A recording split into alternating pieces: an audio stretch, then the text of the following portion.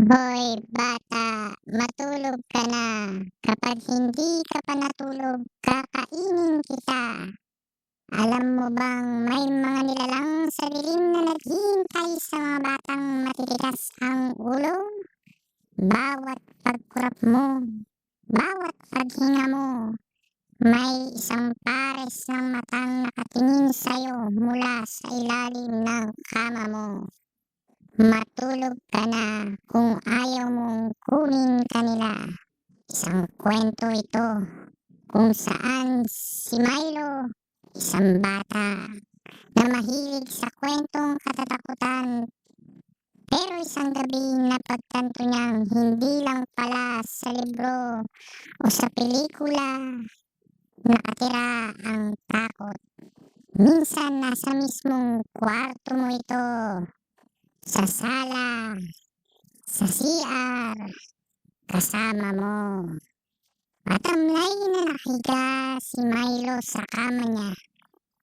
Mahigpit na yakap ang lumang teddy bear na hindi niya binibitawan at binigay ng kanyang daddy. Isang malakas na hangin ang humampas sa bintana.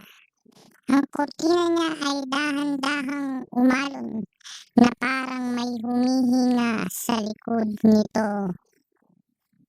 Hoy bata, matulog ka na. Isang malalim at basag na tinig ang bumubulong sa kanyang tenga.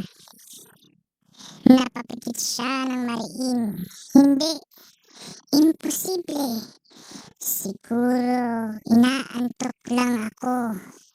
Kaya'y nagkamali lang siya ng rinig. Sinubukan niyang baliwalain ito at bumaling ng higa. Pero nang tumagilid, may naramdaman siyang mabigat sa kanyang dibdib. Isang kamay, malamig, matigas, parang buto na walang laman. Napadilat si Milo. Walang tao. Wala. Siguro nanaginip lang siya.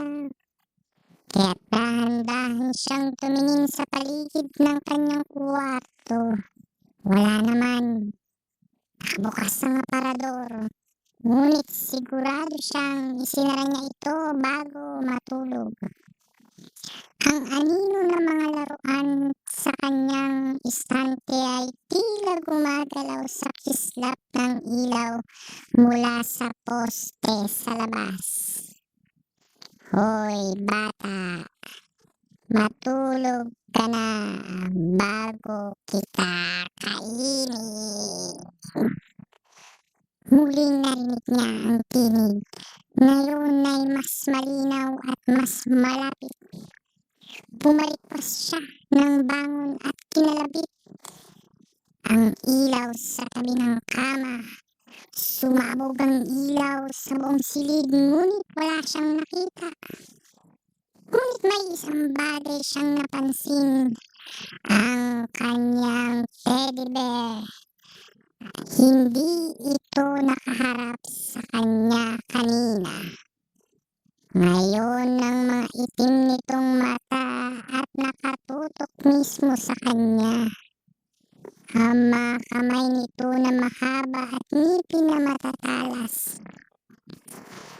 At ang maliit na bibig na puno ng ngipin na dati nakatahi ng maayos ay bahagyang bumubuka-buka na para bang ngumunguya. Napaatras siya at nanginginig.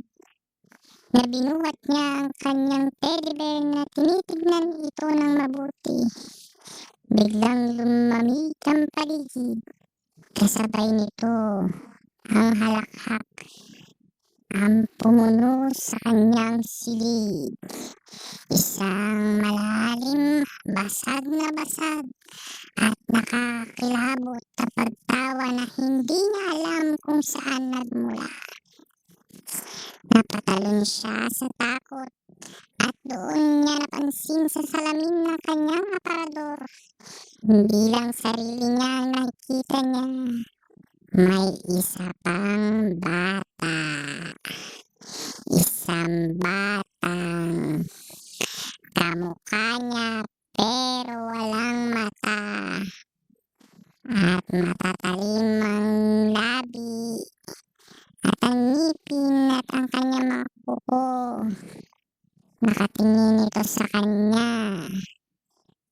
Sa takot, tumakbo siya palabas ng kwarto at tinawag ang kanyang mami. Subalit nang dumating ito, wala naman itong nakita. Pinagalitan pa siya sa paggawa ng ingay sa 10 oras ng gabi. Pinilit siyang bumalik sa kanyang kama, ngunit nang humiga siya ay napansin niyang bukas ang kanyang aparador. Dahan-dahan at sa loob nito ay may isang pares ng matang kumikinang sa dilim habang bilog ang buwan. Nakatingin sa kanya at ang sabi niya, "Hoy, bata, matulog ka na.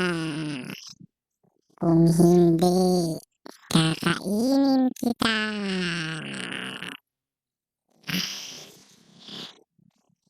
Kaya't bago mo ipikit ang iyong mga mata ngayong gabi, siguraduhin mong walang aninong gumagalaw sa loob ng iyong kwarto.